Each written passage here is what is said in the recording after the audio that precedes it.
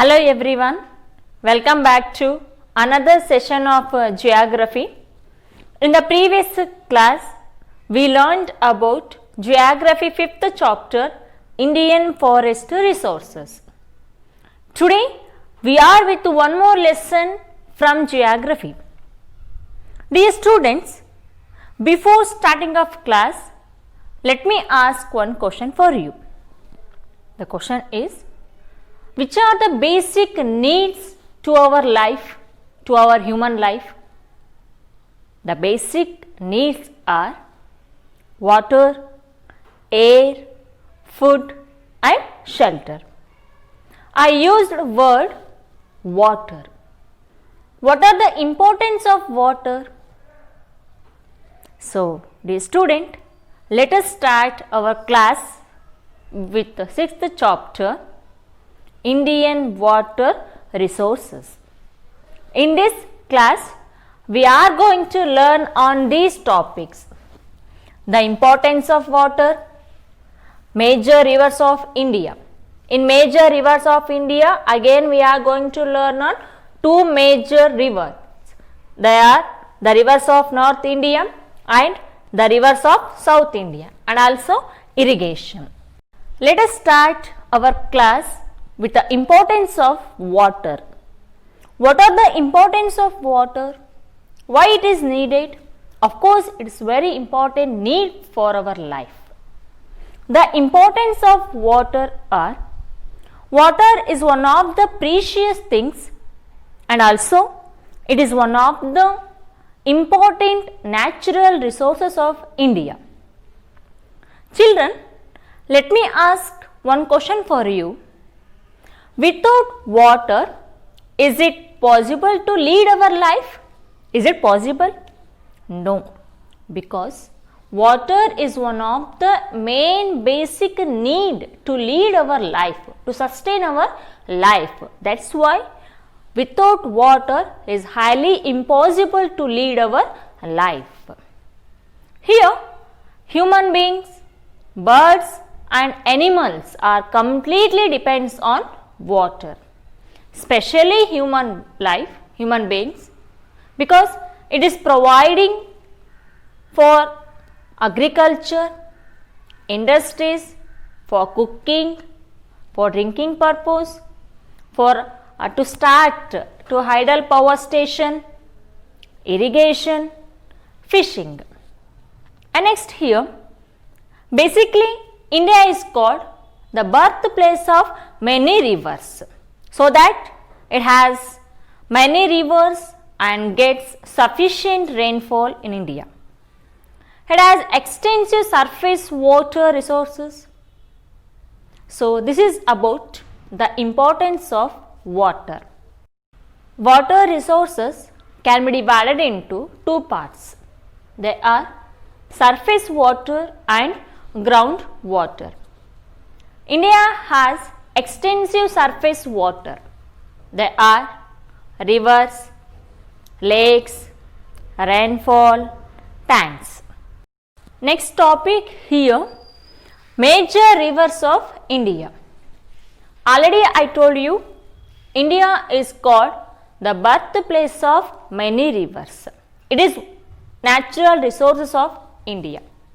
Here, the rivers are useful for irrigation, for agriculture, for hydel power, fishing and inland. And next here, the Indian river system can be divided into two groups. How many groups? Two groups. They are the rivers of North India and the rivers of South India. Let us discuss about the rivers of North India. It is also known as the Himalayan rivers. The importance of North Indian rivers are the Brahmaputra, the Ganga and the Indus. So children, let us discuss about the first important river of North India, that is none other than the Indus. Indus is nothing but Sindhu river. It take birth near Mount Kailas. Initially, Indus River, it flows northwest. Here, look at here, Indus River flows from northwest towards southwest and enters in Pakistan, and finally it reaches in Arabian Sea. The total length of Indus River is 2897 kilometer from birthplace to up to Arabian Sea, but it flows in India only 704 kilometer. Indus River has many tributaries. Those are Jhelum, Chenab, Ravi and Sutlej.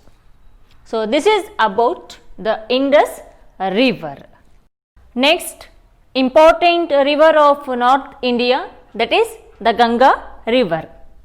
The Ganga River is the largest river of India. The total length is 2525 kilometer. The birthplace of Ganga River is Gangotri.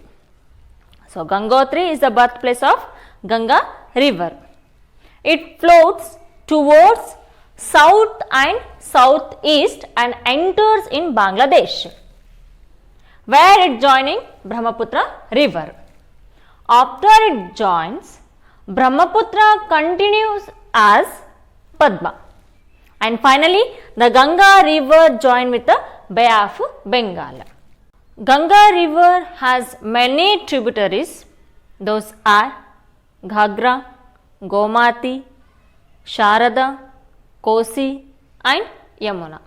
Among these, Yamuna River is the longest tributary of Ganga River.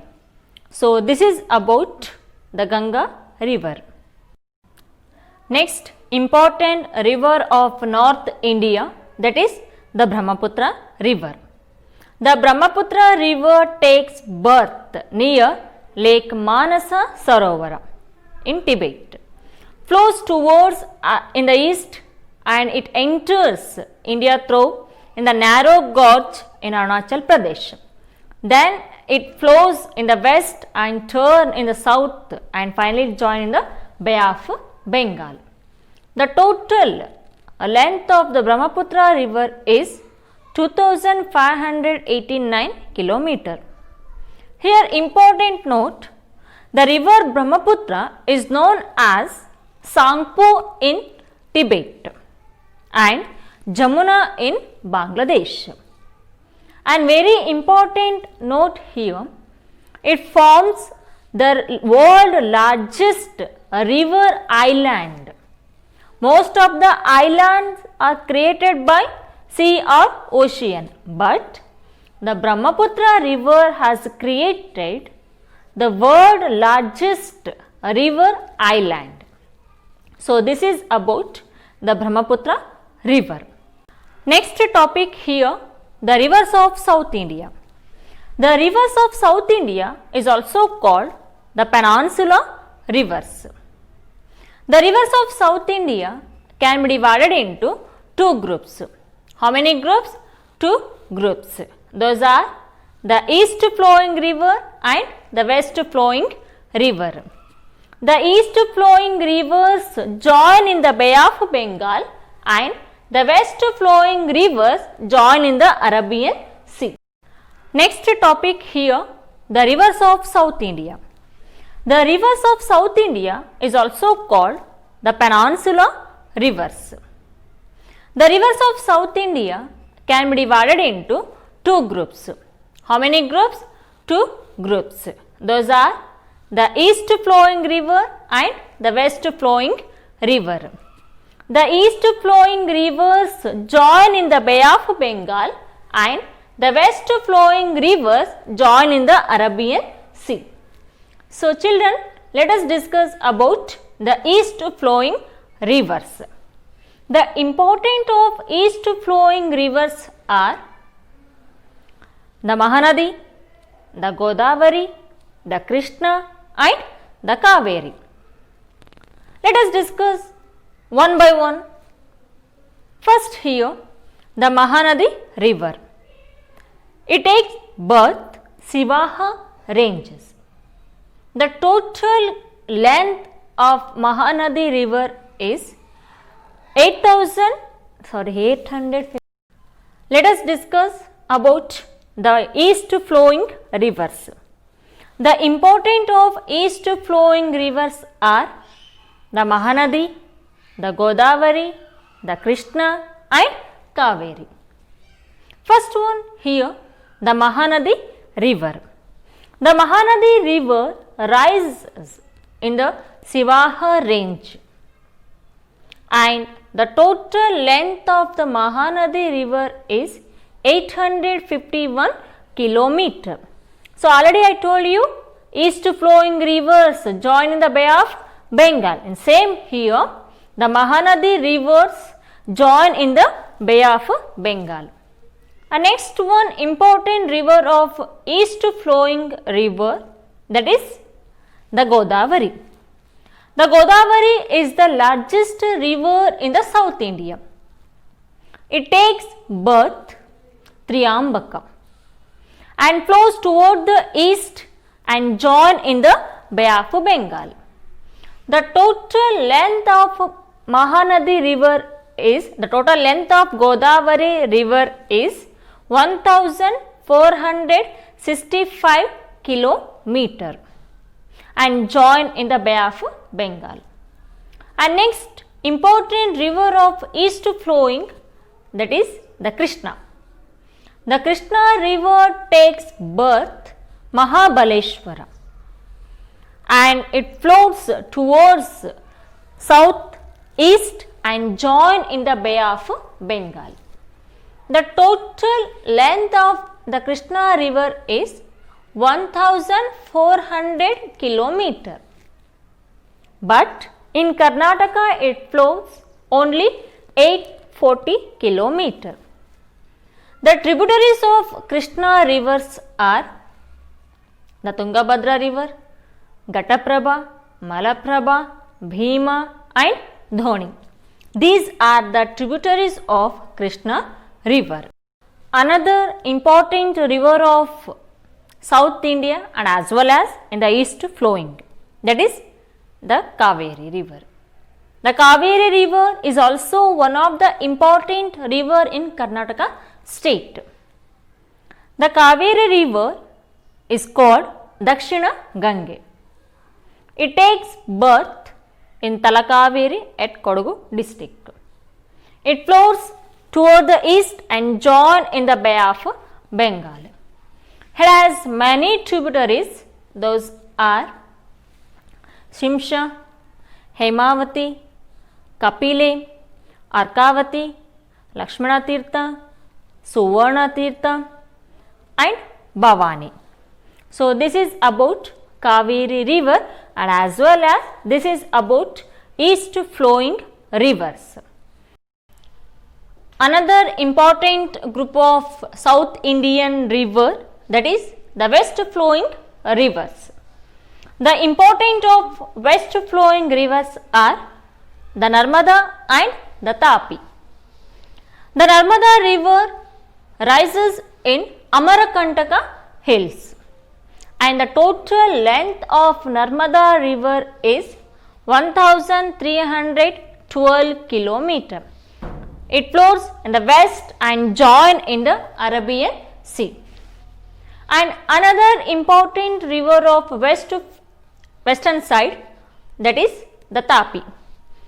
Tapi river rises in Multai and it flows in the west side and join in the Arabian Sea. The total length of Tapi river is 724 kilometer. And basically here west flowing rivers, it means specially Western Ghats, because Western Ghats situated in the western side. Western Ghats are called the birthplace of many rivers in the western side. And other important rivers of west flowing, those are Sabarmati, Berti, Sharavati, Kali, Netravati and Periyar. So this is about the west flowing rivers. Let us move on to the next topic. Before that, let me ask one question for you. Indian rainfall, is it equally distributed across the country? We already studied in Geography 3rd unit, Indian climate. In that lesson, we already learnt distribution of annual rainfall in India. Here, Indian rainfall is not equally distributed across the country because some states are receiving heavy rainfall, some states are receiving medium rainfall, some states are receiving low rainfall. So that Indian rainfall is not equally distributed across the country. So basically here, India is called the land of agriculture. Most of the people depends on agriculture. For agriculture, sufficient supply of water is very required. If India gets sufficient annual rainfall, of course farmers will start cultivation. If India didn't get sufficient rainfall, then what farmers will do? Of course they will do other alternative system. Then what we have to call for alternative system? That we will call, that is none other than irrigation. So what is the meaning of irrigation? It means the artificial supply of water for agriculture is called irrigation. It means a word there, that is artificial. Which are those artificial? So in irrigation we are going to learn on these topics. The meaning, need of irrigation in India, types of irrigation. In types of irrigation, there are three types. Those are well irrigation, canal irrigation and tank irrigation. So let us discuss the first topic, the meaning of irrigation. Already in 9th standard, I told you while I was teaching Karnataka water resources. The meaning of irrigation is the artificial supply of water for agriculture is called irrigation. Next topic, the need of irrigation. Let me ask one question for you. Why is irrigation important in India? Is it important to us? Of course, it's very needed to for farmers. Basically, India is called the land of agriculture. Therefore, it needs a regular and sufficient supply of water for agriculture production. Agriculture in India mainly depends on monsoon rainfall. The monsoon rainfall duration period from June to mid-September. There are certain crops which require a large and regular water supply. For example, for sugarcane and for rice. Besides, to increase and the production of crops required supply of water, this can be provided only by irrigation. So that's why the irrigation is so important in India.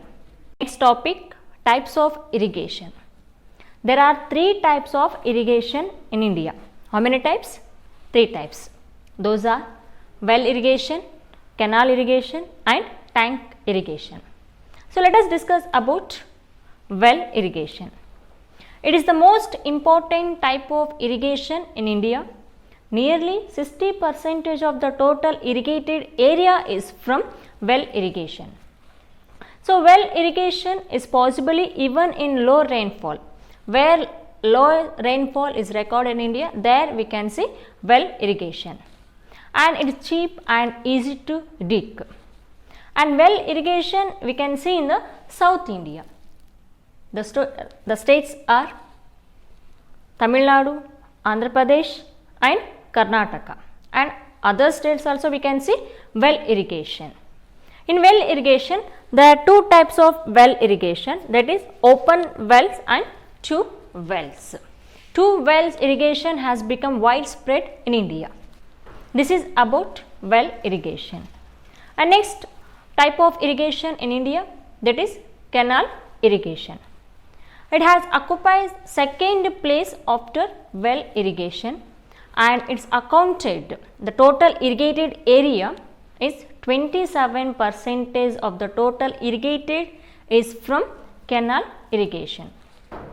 India has one of the world largest canal system, and the government has taken responsible to constructions of canal irrigation in India. There are two types of canal irrigation. Those are inundation canal and perennial canal. Inundation canals, water is drawn directly from the river without building dam.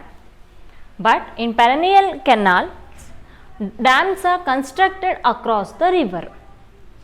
And canal irrigation we can see across the India. The states are Uttar Pradesh, Punjab, Bihar, Rajasthan, Madhya Pradesh, Karnataka, Andhra Pradesh, Haryana, Odisha, Tamil Nadu and Gujarat. So, this is about canal irrigation. And very important to note from canal irrigation, that is India has the largest area under canal irrigation in the world, and China is second place. And next type of irrigation, that is tank irrigation. Tank irrigation is natural or man-made, but tank irrigation is in the recent year it has been declining, so that it's only 3% of the irrigated area is from tank irrigation. So, tank irrigation we can see in some states. Those states are Karnataka, Odisha, Madhya Pradesh, Tamil Nadu, Uttar Pradesh and Rajasthan. So, this is about tank irrigation, and today we completed half of the chapter from the Indian water resources, and remaining topics we will study in the next class. So, thank you and have a great day.